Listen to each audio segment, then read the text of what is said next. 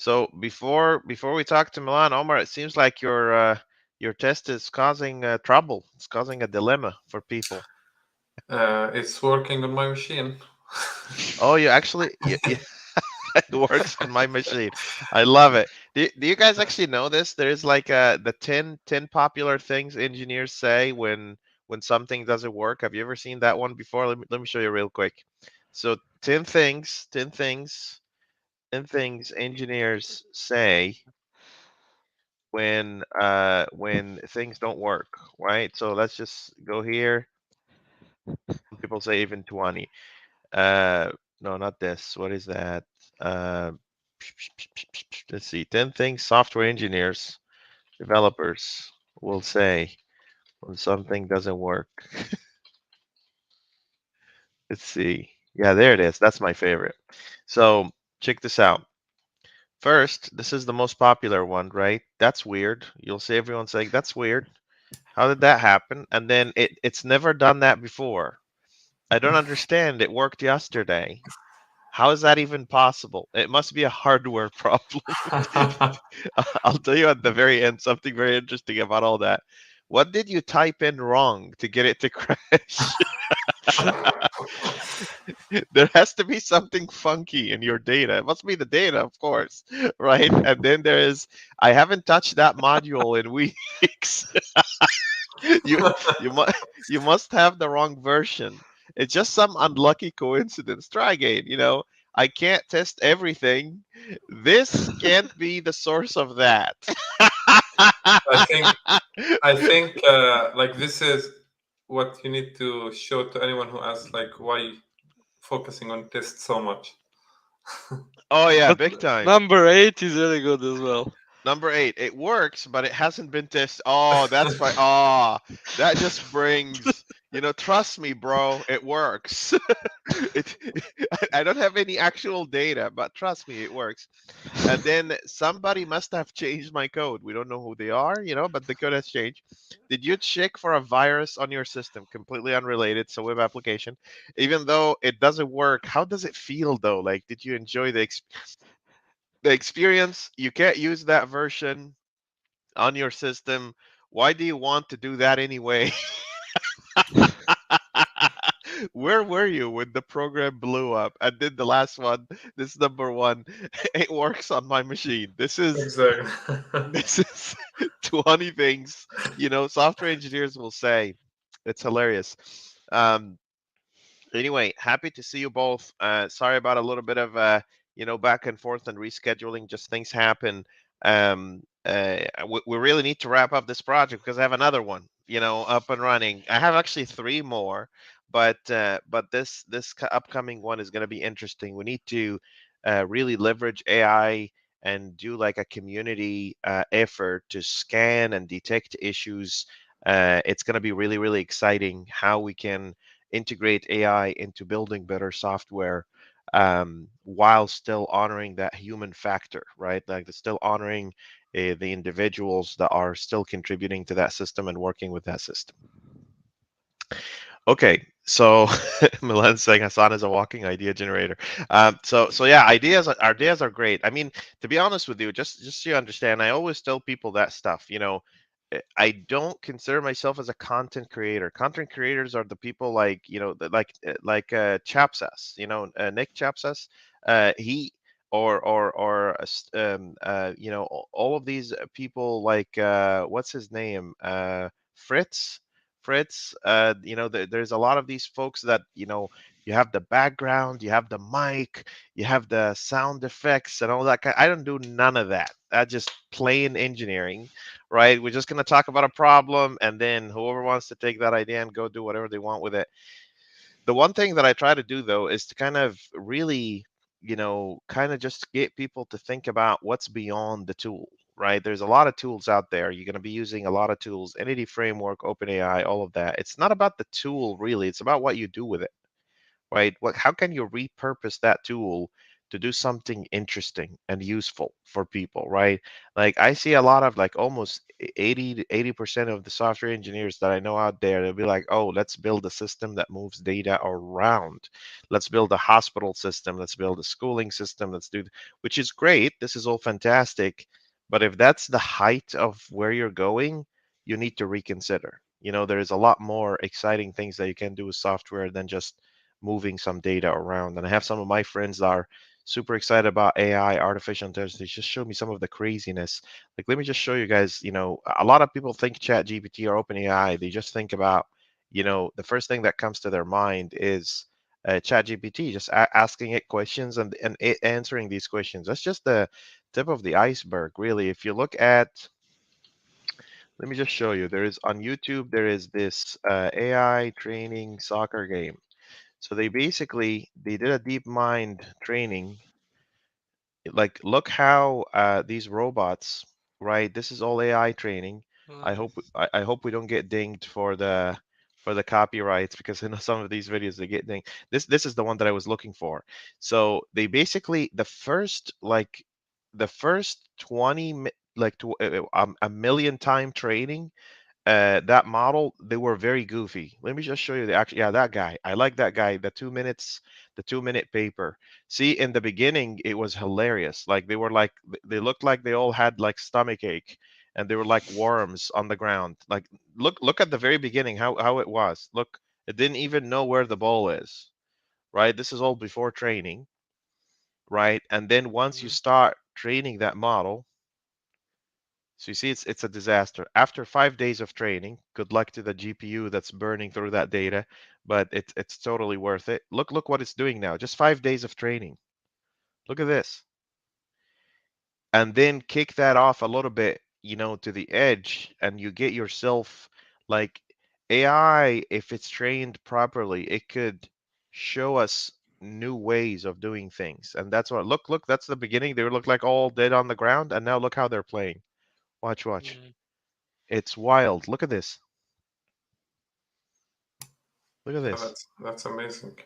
Look what it knew that it could hit the ball, it bounced through the wall, and then the other person would run and basically be able to pick it up and score with it and all that. So anyway, what I'm trying to say is that it goes way beyond text. It goes way beyond, you know, because we're software engineers, we're writing code every day, you're interacting, your gateway to the world is through text, through the code that you're writing, right?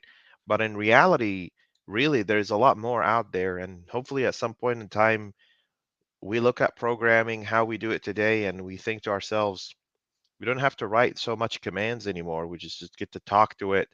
We get to stitch two pieces together, and here's a program, right? Like imagine this, Omar and Milan. Imagine that you're trying to build infrastructure for a cloud system, and you have a virtual, like if I'm wearing one of these things, have I shown you guys these things? This is the HoloLens device. Let's imagine I'm wearing one of these things, right? And I'm looking at at nothing really in reality, but I'm picking up from a box an app service and a database, and really stretching a line from the app service to the database.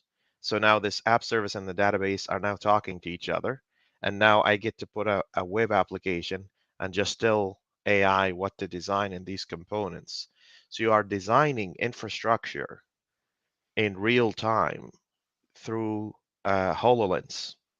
So you're picking up components and putting them in the virtual space, right? How much fun infrastructure work would be, like if you have a DevOps engineer or something like that, how much fun would that be? Now, let me ask you even something more, and this is another project that I have in mind. I have like millions of these. Like it's like a ping pong ball in my head, right? Going bouncing back and forth. Let me just ask you this. Imagine if I told you, if you put on your HoloLens device like this is your HoloLens, you put it on, and all of the sudden you get to look at a virtual reality or hologram that shows you the data streaming through your system, and you get to detect if there is failures in your system. You get to see it in the virtual space. How cool would that be, right? So taking software engineering to a whole new level, right? Omar says more like DevOps Imagineer, not an engineer. Of course, yeah, why not? I like that Imagineer. I love it, right? So this is where I'm taking us. But in order for us to be able to build solid systems like these that we can rely on, like let me just tell you what this entity intelligence project will do, right? Instead of you having, if you're talking to AI, right? Let's just say you're wearing one of these smart glasses. I don't know if any of you have seen the X-Real glasses or anything like that. And you basically just want to pull data real quick, right? It's so stupid if you have to say out loud, select all from students where student name equal Omar. That's so dumb and embarrassing, to be honest, especially in public, right? It might be okay to type it down, but if you're saying it out loud like this is weird. But imagine if you're saying, hey Friday, that's just your AI is called Friday. Say, hey Friday, give me all the people in my system that are named Milan. It feels a lot more natural. Your interaction with data is so much more natural. All of these little components and little pieces that we've been building over the years eventually has to come together and build even bigger and bigger and bigger ideas as we go forward. So we'll see how far we can take it. But every day I wake up and I have a new idea. Every day, wake up and I have a new idea. Every single day. So at some point in time, I need to just publish these in a public GitHub repo, right? So people get to see all the ideas that I at least didn't have the time to get to and develop and build and all that. Okay, with that being said, let's talk about SQL validations. Milan, do you wanna tell us where Yeah. you are? And by the way, just so you understand, we're stuck on both sides, which is super exciting. Like Kailu. Kailu is like, I need help. This is the very first time I heard that guy say this, by the way. So it must be extremely interesting. He basically raised the white flag and he's like, I need help. I can't tell. I can't solve this. I can't make this test pass. And then on your side, the validation. How did that go, by the way? Show us what you got. Go ahead. Yeah. I mean, it works on my machine. It It works. works, but it's not tested. So Go let's ahead. see. Go ahead. Yeah, I mean, just a recap. So we have a client. As Hassan mentioned, someone that's gonna fire up a natural query like give me all students with name Hassan, and then it's gonna send it to the AI. AI based on that will create some SQL query, and then this SQL query is gonna go to our system and at the end to the SQL server, to the database. Mm-hmm. Mm-hmm. Uh, of course, not all details are here. There is a processing service, there is a broker, but what's important for us in this session today is basically this. So client takes the SQL query that comes from the AI and then sends that SQL query to us. So That's right. before executing this query on a SQL server, we want to Want do to validation, validate. and that's That's this right. part here, and that's where we have an issue. Yep. So okay, if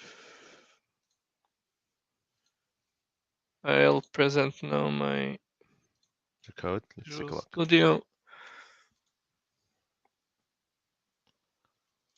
Okay. Um,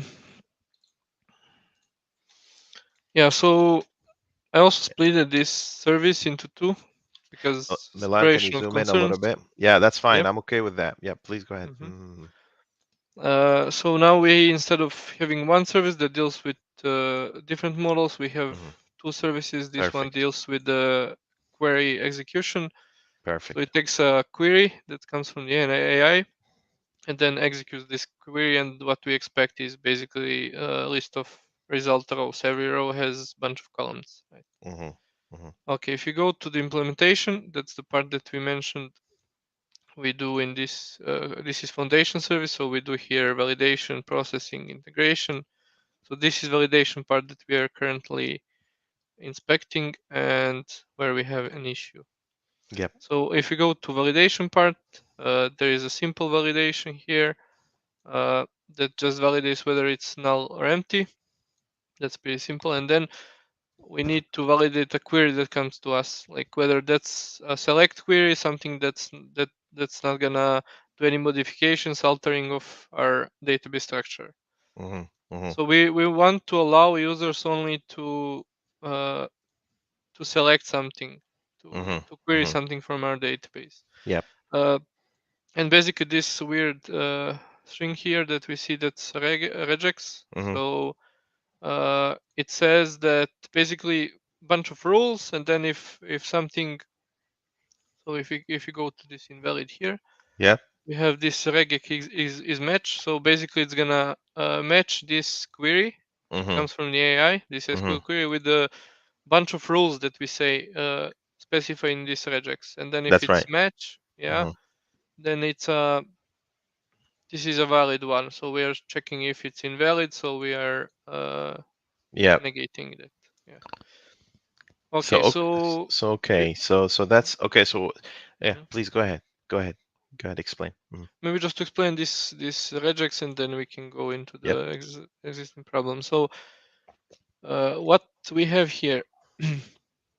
So this is basically a start, and this is the end of the regex. Uh-huh. This here. And then what we say here, that everything is case insensitive, so we don't care about the casing. Then this is positive outcome. This is what we expect in the query. So we expect select. Yep. If we expect space, and then wherever, it can be many spaces, but it needs to start with select.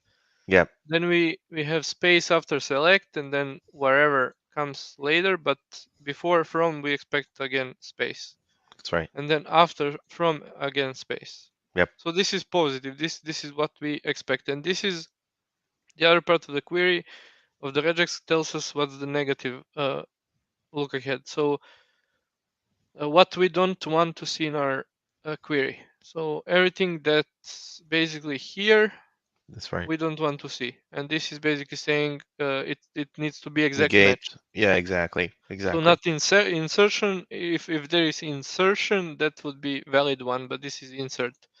So it's gonna match. If any of these keywords happens to be in our query, then it's invalid. Yeah. What if the database column or table name is insert? Does it fail? Yeah, one step One at a step at a time. time. Okay. Yeah. Let's not go crazy. I'm Uh, okay with that. Let's go ahead. uh-huh. That's fair. That's a fair speculation. Go ahead. Okay, I'm gonna now share the other Visual Studio. So we have this console project. So I played around a bit. Okay. So we have this invalid SQL regex, and then we have valid one, and then we have a simple one. hmm Library that we are using at the moment is this Yeah, this fair Zager or whatever. Yeah, exagger. Zidger. Yeah. Yeah. So Uh-huh. what it basically does, we instantiate this Zedger hmm with the regex pattern, and then we generate something based on this pattern. Yep, I love So it. we I love basically this feed it library. with the pattern, and Yep. then we generate something. hmm So we have here a pattern that we're gonna send to the generator, and based on this, it's gonna generate some kind of a string, right? That's right. And then we are gonna write line that to the console. So if we run this, so now let's just use the simple one. Uh-huh. So what we here say, it's case, we expect something that's case insensitive. We don't care about the casing, and then we expect to see select, and then from, and then we have a bunch of spaces, and we can have whatever in between of select and from, right? And Okay. after. So if we execute this, yeah, we exactly see that. Not sure why do I see this, but yeah, I always see this. It's like What? The test explorer at the very bottom? hmm? Oh, What? you didn't see the. Okay, I'm gonna share the whole screen. Okay. Yeah, you're gonna have to share Uh, the screen, otherwise, yeah. yeah. Like, Sounds good. Sounds good. okay, entire screen, and then this one. Yeah. So if I run this now, uh, yeah, we have bunch of spaces. Not yeah. This is the symbol that I'm It's not sure valid. why is it. I mean, it is a valid, oh, except for this equal. This is a valid select Yeah, it A always from. generates this equal. It's kind of, I don't know why. What is this Wait, equal though? That's weird. Yeah. wait. Is the library broken? Does it have a problem in it or I mean, something? I can maybe just save this somewhere. Generated string, and then we can save that and put here generated string. Hmm. Then we can select a breakpoint and then debug. So Yeah, if we just see what. debug, is it okay? Okay. So if we There is an execute this equal. line, Do you see this equal that you have? Question mark equal period asterisk. yeah. Anyway, that's probably Exactly. why. I think. Yeah, I don't know. yeah. Let's try. Yeah, probably this is the case. Okay. Uh, but this is supposed to be a syntax, I think. Okay. Okay, what if I just start control F9? Yeah, you're right. I thought it's a Cool. part of regex, but anyway, it generates what we expect here. Cool. Uh, then if you take a valid SQL, this one, the whole thing, Hmm. and then instead of using the simple one, Yep. we can just generate more complex one. So sometimes this happens, and that's the issue. What is that? Sometimes it gets confused, or I don't know, gets stupid. Whoa. Is that an error?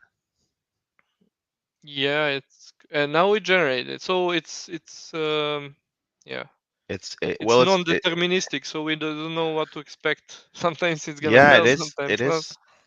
I honestly don't know what kind of person would do something like that, but it's a wild library. Like I think that library is more valuable than people give it credit for. But you see, you have an equal as well. I think if you go back to Yeah, I your didn't. Uh-huh. um yeah, and then if you run that, it should technically, I'm assuming, give you some sort of a indication. Yeah, select from. Yeah, that's basically what we are saying. I mean, we can put many more validation rules, but it's never gonna be good enough. So that's why I'm kind of stuck here. So let me ask you this. This is that I call, like, you get lost in this desert of strings. If you're playing with strings, you're gonna get lost, because there is no way on earth it would be easier and simpler for you to just kind of predict all the different permutations that can happen in a string, right? And that's totally understandable. And we know the more and more people use entity intelligence, there will be more and more more complex queries that AI may or may not be able to kind of handle. Maybe we're asking the wrong question. Maybe instead of going head on trying to validate the string, what if there is a different way where we can um, find out if a string side effects is a write or a read? You know what I mean? So Hmm. what if we can figure out a way where we can determine whether a query can cause a write or it's just a read, right? Let's do a little bit of research just off the top, just to kind of get the ideas flowing here. If I go into Chat GPT or Bard, let's see here.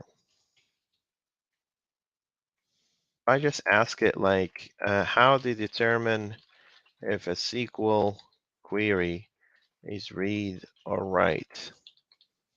Just looking for ideas, right? So it's basically saying read operation, there will be select, whatever, write, there will be insert, update, delete, merge, upsert, create, drop, all of that. Keep in mind that some complex queries may include both read and write. Of course it would. Um,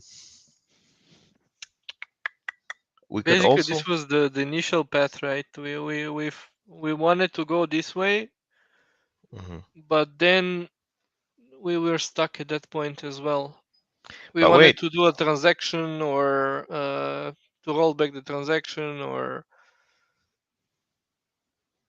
so let me just tell you this. There's a thing Mhm. called execution plan generated by the database, right? Mhm. And this execution plan generated by the database can tell us whether this will cause reads or writes.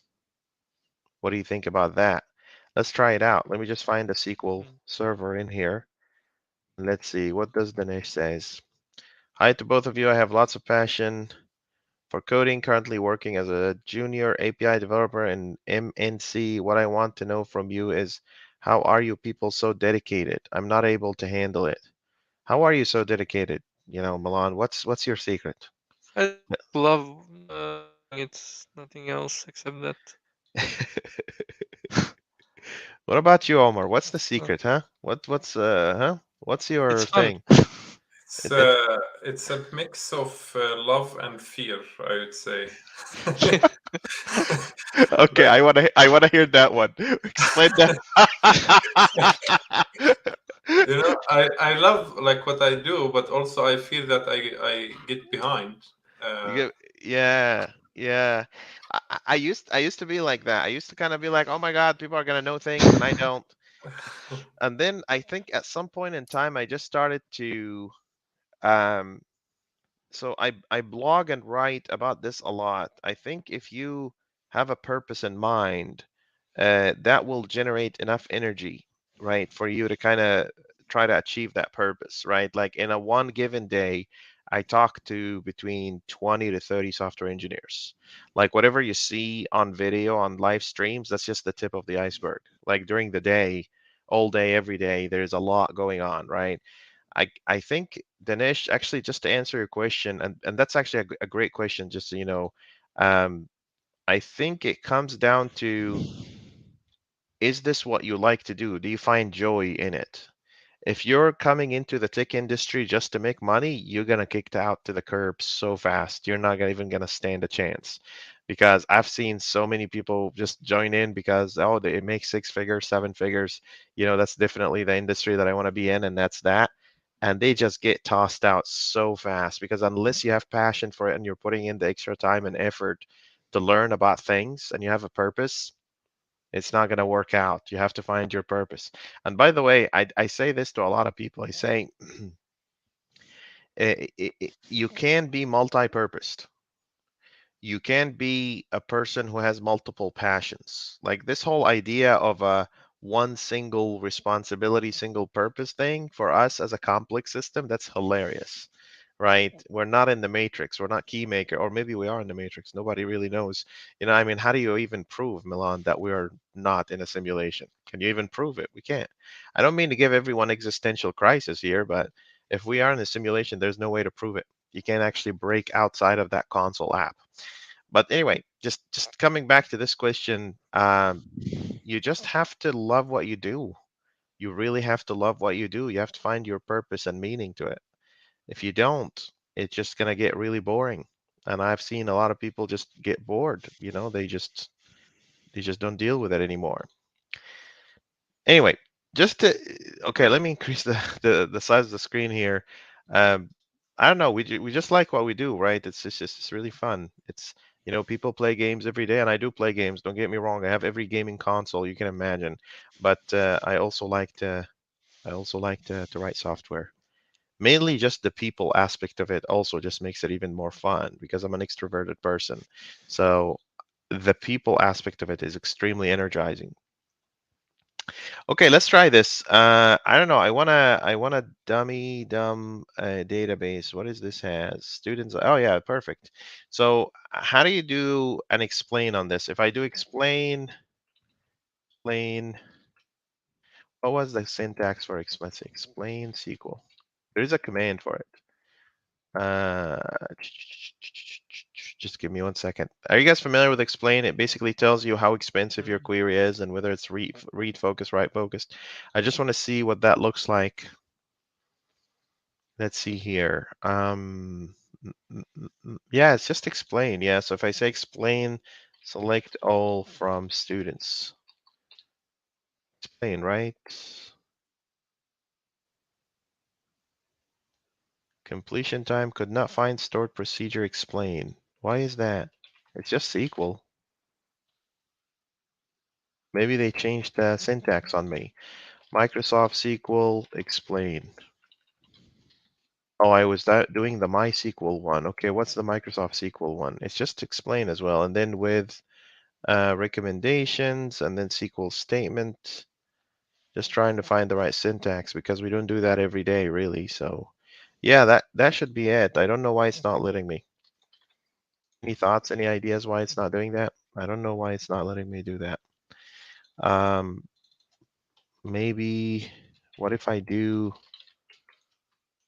something like that? Maybe. Nope. Do I have that off the top as a as an option? This is results to file. There is include client, live query statistics.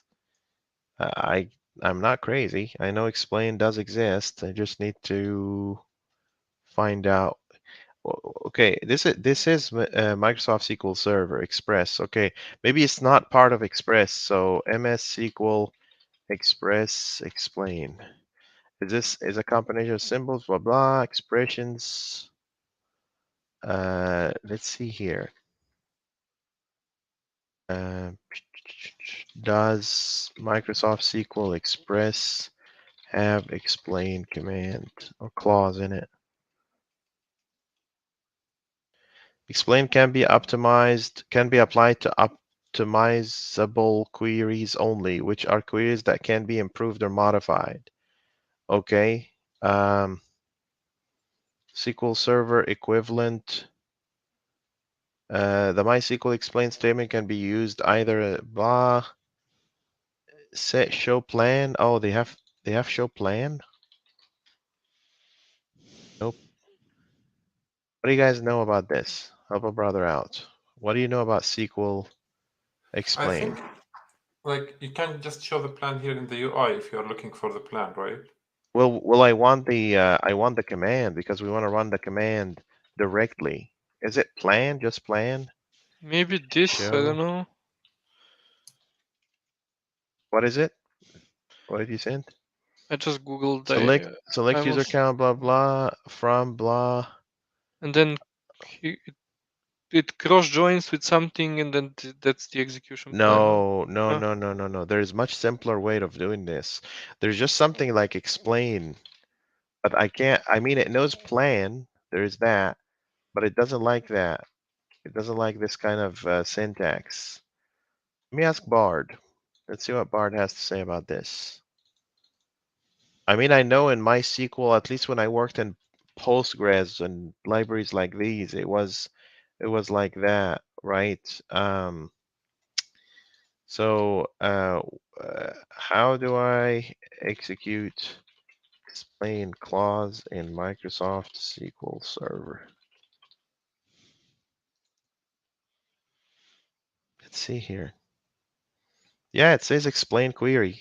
It's a very common Uh, thing. I don't know why MySQL. Is it because I have the Express? Let me try it on the not Express edition because this could be very much so a feature that Express doesn't have, but other servers do. Very much so. So let me just see here. Nope, I think something is wrong with. Does any of you have Microsoft SQL Studio by any chance? yeah, I have. Do you have does explain run on your side at all? I'll take a look. Yeah, doesn't know how to run explain on my side for whatever reason.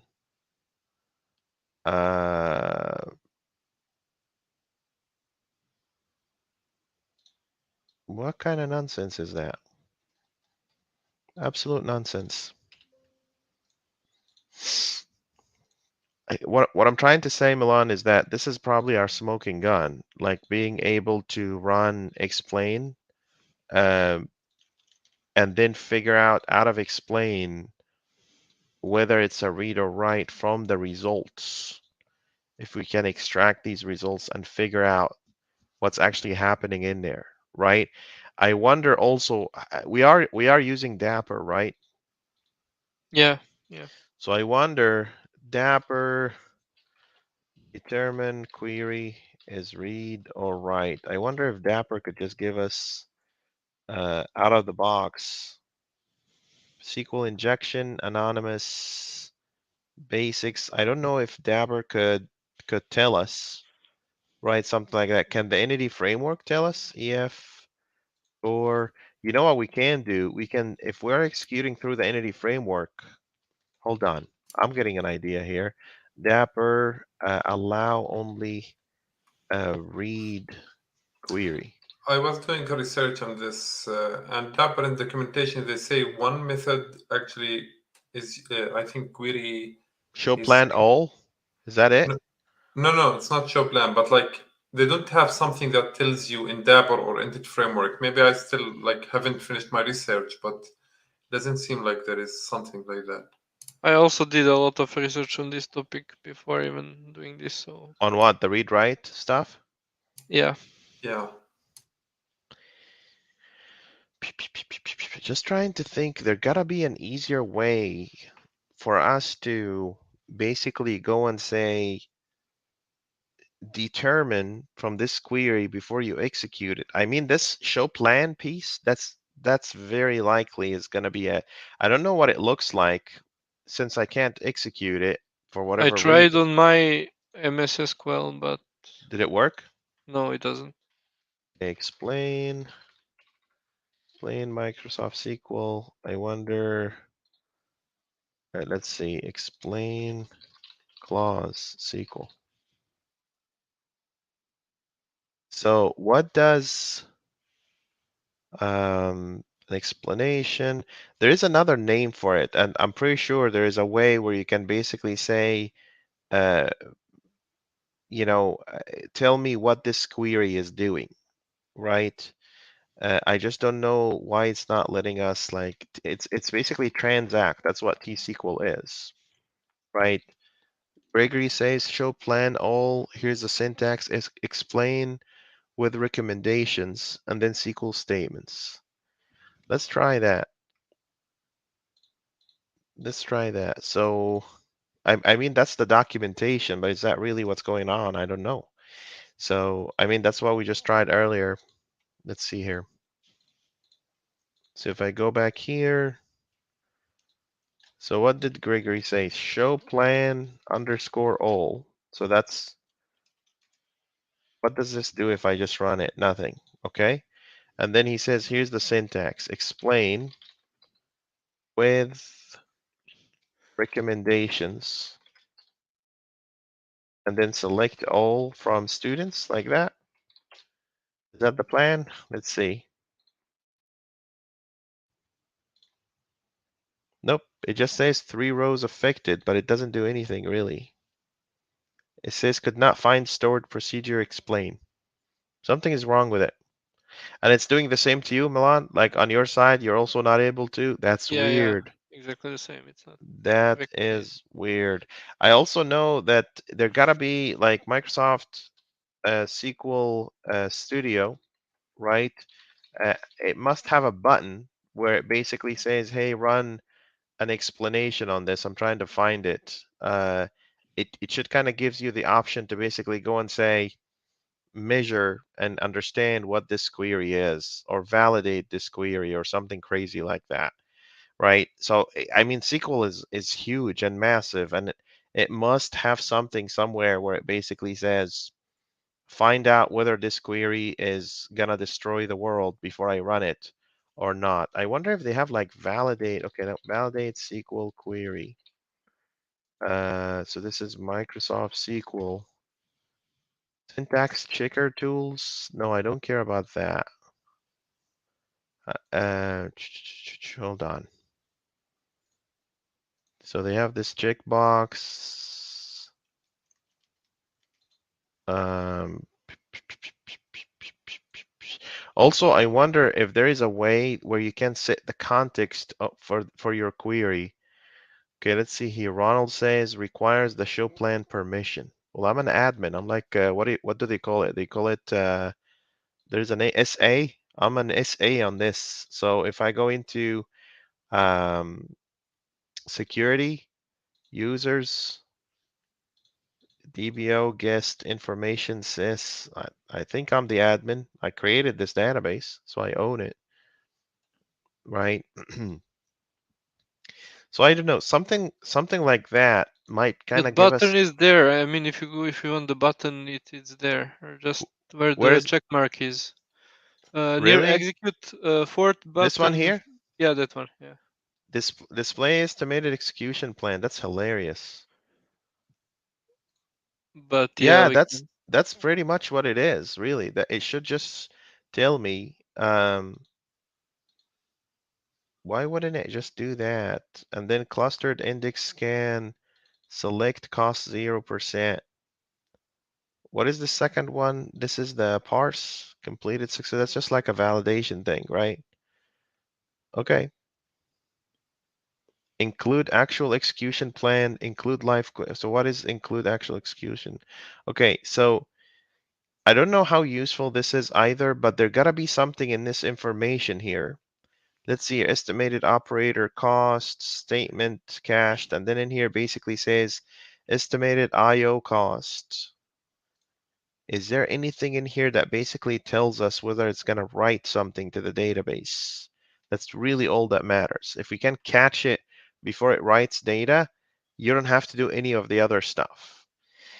I think this is just a calling for us to think about better options, like better solutions than trying to validate through regular expressions, because obviously that's like a hellhole. It's a black hole. You're gonna just go into that for like a week, 2 weeks, 3 weeks, and then we're gonna lose you in the process. We need to bring you back into the fold, right? Um, I At this point, I want to just say maybe the regular expression option is not the option. That's a conclusion. And we need to find a way where SQL itself, since we're for the time being we're talking to Microsoft SQL, just before we branch out into other products, something needs to tell us, but also someone is going to tell you, like, if you're building standard compliances before you actually execute the command, you should have your own internal validations first. And that's okay. We could put basic primitive validations, like if you see an insert and it's in the wrong place, something like that, sure. Like it's fair to say that our validation can go to the point where we say, if this statement starts with, right, update, drop, whatever the case may be, sure. But we want to call the database and ask the database whether this command will write anything to the database. There is a partial idea there. I just need to kind of formulate it. I don't know. Does the entity framework, there's also an idea around if we use the entity framework instead of Dapper and try to execute these queries, can the entity framework tell us whether we're reading or writing? Can you mandate in the entity framework that any query that's going out has to be read only? Have you knocked on that door at least? I mean, I didn't, so but I Is doubt this so. is this even possible? Like if I go and say, because I saw a guy do something crazy with EF. So let's see, EF core read only. What's out there? Can I have a read only properties? How to make there you go. Aha. How to make entity framework data context read only. Is this even possible? In addition to connecting with a read only user, there are a few other things that you can do to your DB context. Watch this. Look at that. So He's just using connection string that has read-only permissions, right? no. He's saying here's some other things that you can do to your Hmm. DB context. I'm trying to see what is the other things that he can do to his DB context. He's overriding safe changes. See what he did? He be Yeah, yeah. But will that work if you're using raw query? It's not gonna work out. I mean, it's smart. He's Yeah, smart. He basically went and said, "Let me override the DB." Oh, some people out there are wild. I swear. This is what I love about this industry. Dinesh, that's why you're asking about. You're just gonna meet some people that have scary, scary brains. You don't know the depth of it, right? Is there anything else? Let's see. We still have 4 minutes. Um, is there But any? Hassan, Yeah, Like, go ahead. let's just take a step back, and the data we are asking AI to retrieve to return is a text, is a SQL query. I know. But if we provide in the prompt examples, like a few shots, like, okay, I don't want actually the return to be a string. I want it, let's say, for example, a JSON object of the list of columns and the where clause and everything else, and we construct the query. Like we say select, and we join the list of columns ourselves. Um, Yeah, good idea.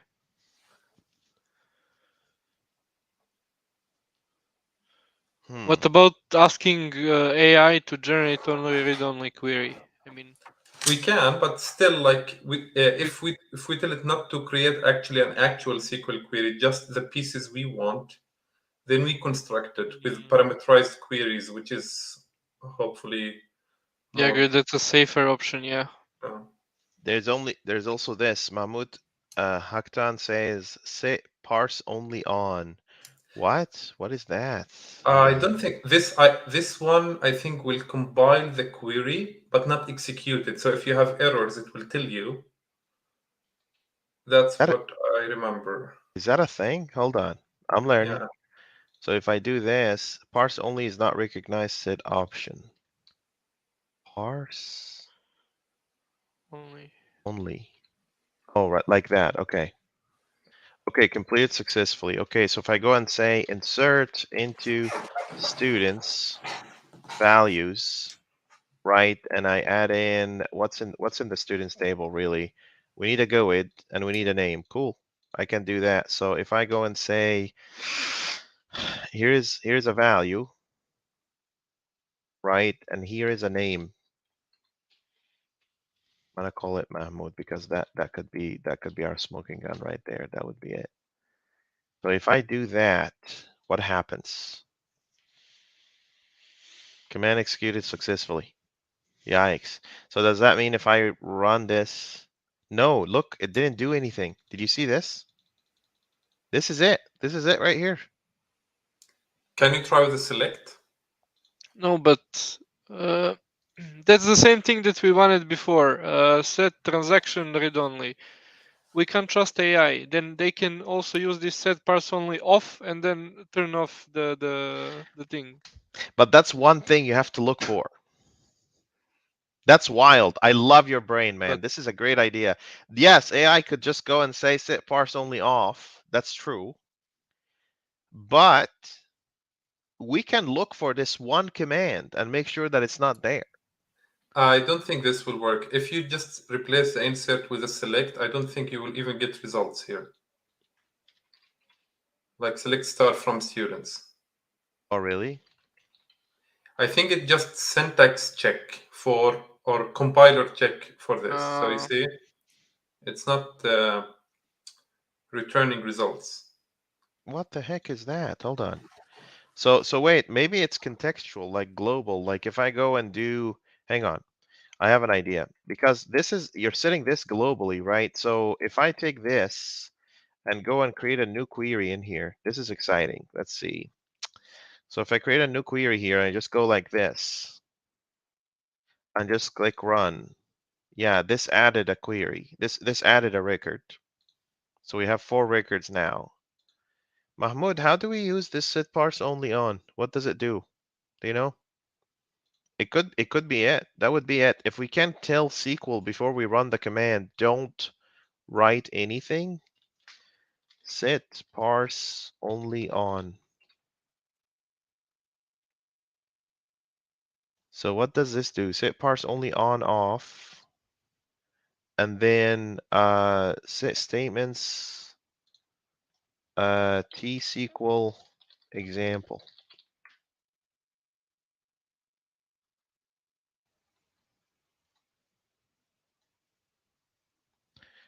So where did they do that? They basically said set parse only on, query window one, select all whatever, and then set no execute on. What is no execute? What does this do? Does anyone here know? So no execute for SQL.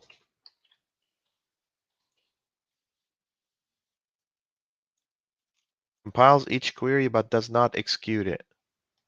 Why do we care? When Syntax is on, SQL Server parses and compiles each batch to transact SQL statement but does not execute them. Mm.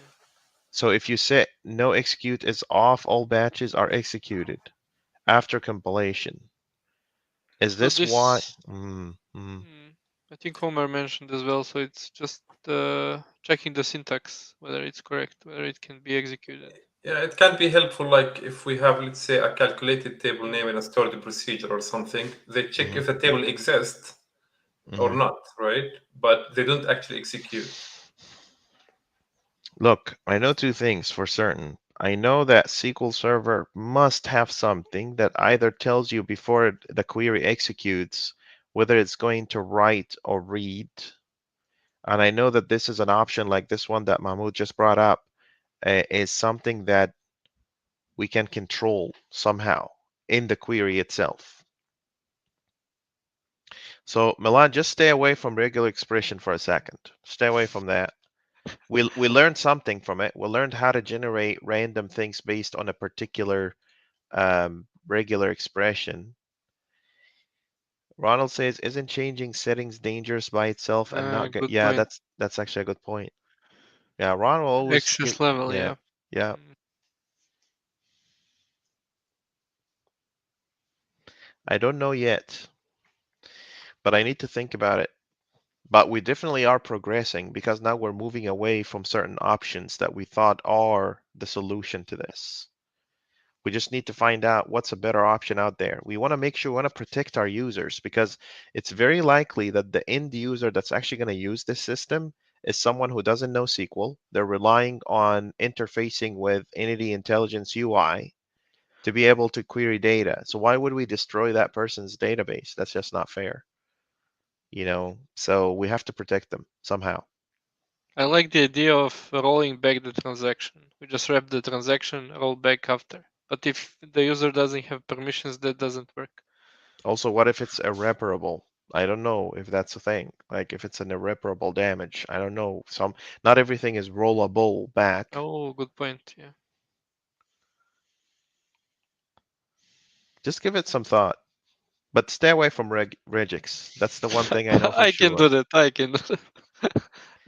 I will still call this a win because we're not digging into that route anymore. But we need to find out what better option is out there. All right, that wraps it up. Thank you all. Talk to you later. Take care. Bye. Thank you. Bye.